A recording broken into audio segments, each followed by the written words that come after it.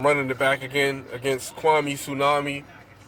If you haven't seen that fight, check it out on my channel, snippets of it on my channel, or check the full video out on Mighty Mouse's UFL channel.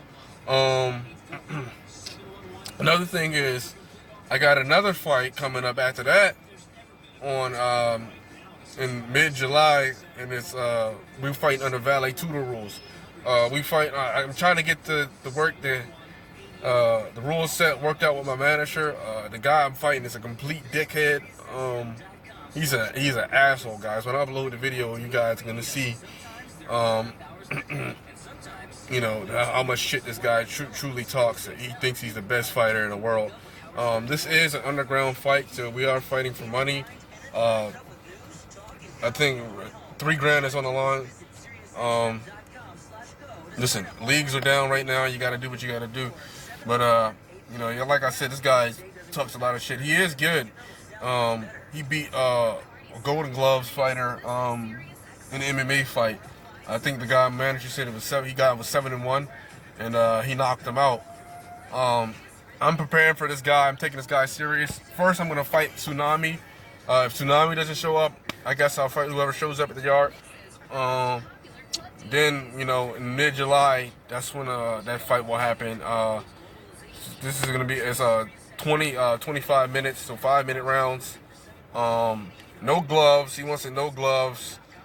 Old style MMA rules with stomps, kicks. I'm cool with that.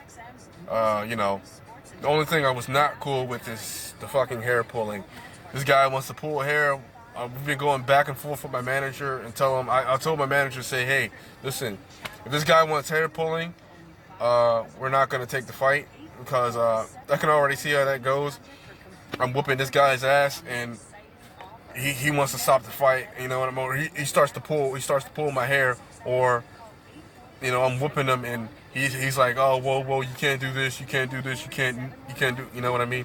And it just becomes, you know, he's paying for it, which is pathetic. I'm like, dude, if you're so fucking good, why don't you fight fucking pro? You know what I mean? Why do you gotta pay random people to fight you? You know, like, what kind of sense does that make? But this guy talks a lot of shit, and I just want to shut him up. You know what I mean? I normally don't talk trash, guys. Like, you know me. Like, if you look at my channel over the years, I'm very respectful. I kind of like to keep it like a traditional martial artist way, but you got a trash talker. You know, you got to do what you got to do. But anyway, this is good. It'll be a good experience to beat him. So we're on a roll. You know, we got 2 fights set up, and that's in just the next 2 months. And then after that, you know, Cage Zilla, I just hit them up. They said they're supposed to be coming back this year, but they don't know because they got to get clearance from the governor. With the coronavirus going on, guys, there's going to be a lot of stuff not going on. You know what I mean? So a lot of things are shut down right now, and you know, we got to just wait for things just to open back up. Hopefully, everything just opens back up. You know, I hope this is not the standard for the next couple years where we got to go out and wear a fucking mask and, you know, keep social distancing. I hope they find a cure for this, you know, for this disease that's going around infecting people. Just to get everything normalized, because right now we're on a roll, guys. You know, we already got 1 fight in the bag. We got 2 fights on the way up. Like I said, I'm working things out with Cage Zilla. If that doesn't fall through, I can keep fighting with Mighty Mouse League, the UFL. I'll keep doing underground fights. Keep doing unlicensed fights. The other thing is, I'm with my manager John Montalvo, which is the same manager Mighty Mouse is with. You know, we're looking at next year going pro, and we're targeting several leagues in, you know, Japan, Asia, you know, China, you know, like leagues like ONE FC, Road FC, you know what I mean, Shuto FC. There's a lot of leagues over there.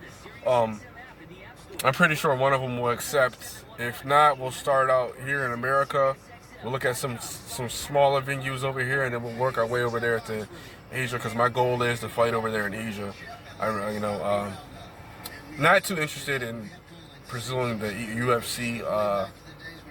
They've been having. I actually know a couple guys, that are looking at getting contract there, and they're not too friendly with sponsors. I got a lot of sponsors that I want to keep once I get them, and I don't want to give it up for a small paycheck from the UFC. So that's just my update on that.